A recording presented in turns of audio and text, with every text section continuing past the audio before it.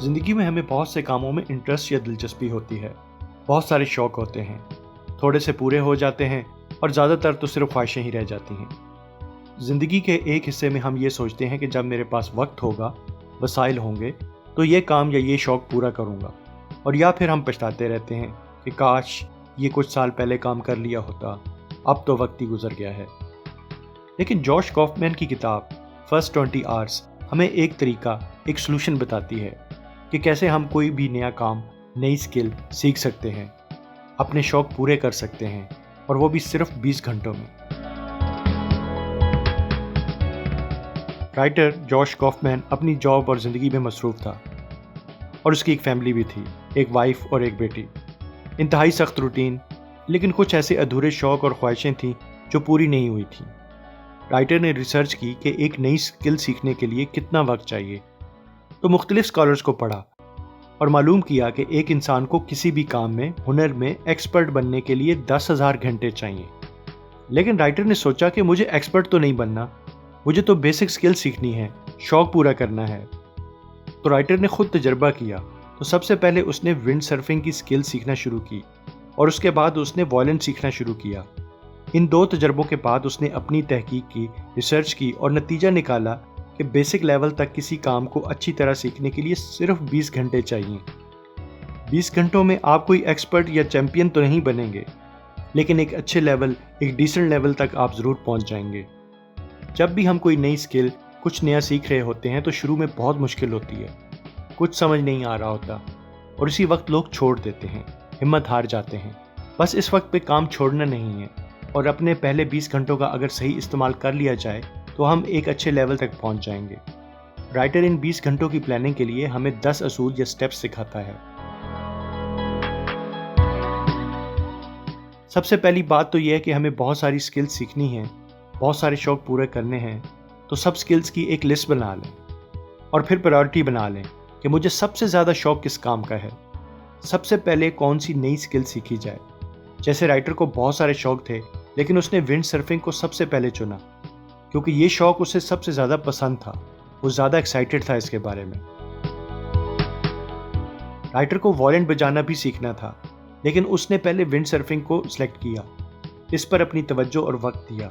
उसने वॉयलिन सीखना साथ ही में शुरू नहीं कर दिया। तो दूसरा असूल ये है कि एक वक्त में सिर्फ एक काम, एक स्किल सीखनी है। एक साथ दो काम इकट्ठे शुरू नहीं करने। दो काम इकट्ठा शुरू करने से आप फोकस नहीं कर पाएंगे और आपकी सीखने की स्पीड बहुत कम होगी। आपने अपने लिए एक टारगेट मुकर्रर करना है कि 20 घंटों में यानी रोज़ाना 40 मिनट की प्रैक्टिस करके एक महीने किसी लेवल तक आपने पहुंचना है।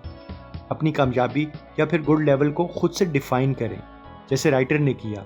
जब वो वॉयलिन सीख रहा था तो उसने टारगेट ये सेट किया कि 1 माह के बाद दोस्तों की एक पार्टी में वो सिर्फ अगर एक गाना वॉयलिन पे गा लेगा तो इसका मतलब ये है कि उसने एक बेसिक लेवल अचीव कर लिया है।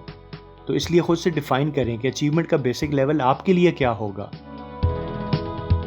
अपने टारगेट्स को छोटे छोटे हिस्सों में तकसीम कर लें, इस तरह आपको प्लान बनाने में आसानी होगी। राइटर ने जब वॉयलिन सीखा तो उसने सबसे पहले वॉयलिन के हर हिस्से के बारे में थोड़ा थोड़ा मालूम किया। फिर उसने ये सीखा कि ट्यून कैसे करना है और फिर एक गाने के कॉर्ड सीखे और फिर प्रैक्टिस की और इस तरह से उसने पार्टी पे गाना गा लिया।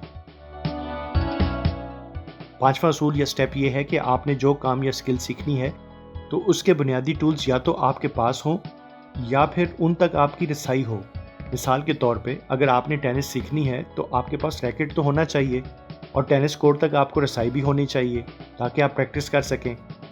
और इसी तरह अगर आपने ऑनलाइन कोई नई ज़बान सीखनी है तो आपके पास लैपटॉप हो, फ़ोन हो या इंटरनेट तो ज़रूर होना चाहिए। छठा असूल ये है कि अपनी तमाम डिस्ट्रैक्शंस को ख़त्म करें। डिस्ट्रैक्शन से मुराद ऐसी तमाम चीज़ें हैं जो कि आपको नई स्किल्स, नई चीज़ें सीखने से रोकती हैं।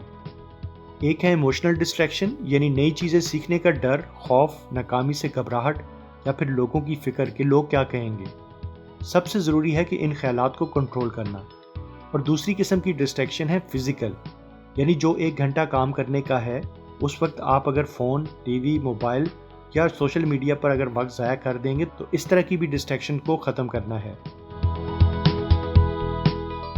आज के दौर में हम दिन ब दिन मसरूफ़ होते जा रहे हैं। अगर हम नई स्किल्स या काम सीखने के बारे में सोचें तो सबसे पहले हमारे दिमाग में ये ख्याल आएगा कि हमारे पास वक्त नहीं है। लेकिन हम अपने 24 घंटों की या एक दिन की तमाम मसरूफियात को एक पेज पर लिख कर देखें तो हमें कई गैर ज़रूरी काम नज़र आएंगे, जिनको ख़त्म करके हमें डेली रूटीन में से 40 मिनट 1 घंटा आराम से निकाल सकते हैं। 8वां असूल या स्टेप ये है कि जब आप स्किल सीखना शुरू कर दें तो आप साथ साथ चेक करते रहें कि क्या आप ठीक तरह से सीख रहे हैं, क्योंकि आपके पास सिर्फ 20 घंटे हैं तो ज़रूरी है कि आपको अपनी गलतियों का साथ साथ मालूम होता रहे। इसके लिए आप किसी मेंटोर से फीडबैक भी ले सकते हैं और ख़ुद अपनी असेसमेंट का भी कोई तरीकाकार बना सकते हैं। राइटर के मुताबिक जब हम कोई नई चीज़ सीख रहे होते हैं तो हमें बड़ी मुश्किल भी होती है और ये भी फील होता है कि हमारी प्रोग्रेस बड़ी स्लो है। तो इसका हल ये है कि रोज़ाना बजाय 1 घंटा काम पर लगाएं, आप 20 मिनट के 3 सेशंस में वक्फे के साथ काम करें।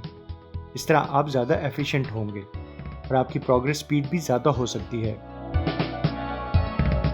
आखिरी असूल राइटर के मुताबिक ये है कि आप किसी भी स्किल्स पर सिर्फ नॉलेज हासिल करने या पढ़ने की बजाय प्रैक्टिस पे ज़्यादा फोकस करें। जितना आप प्रैक्टिस में 20 घंटों में से वक्त लगाएंगे उतना ही आप टारगेट पे जल्द पहुंच जाएंगे और आप कॉन्फिडेंट भी महसूस करेंगे। राइटर ने इन 10 स्टेप्स और असूलों पर अमल किया और सिर्फ 20 घंटों में विंड सर्फिंग सीखी और फिर 20 घंटों में वॉरेंट भी इतना सीख लिया कि दोस्तों के सामने एक गाना कामयाबी से गा लिया। तो आप भी इसी तरह इन स्टेप्स को फॉलो करके एक नई स्किल्स तो सीख सकते हैं।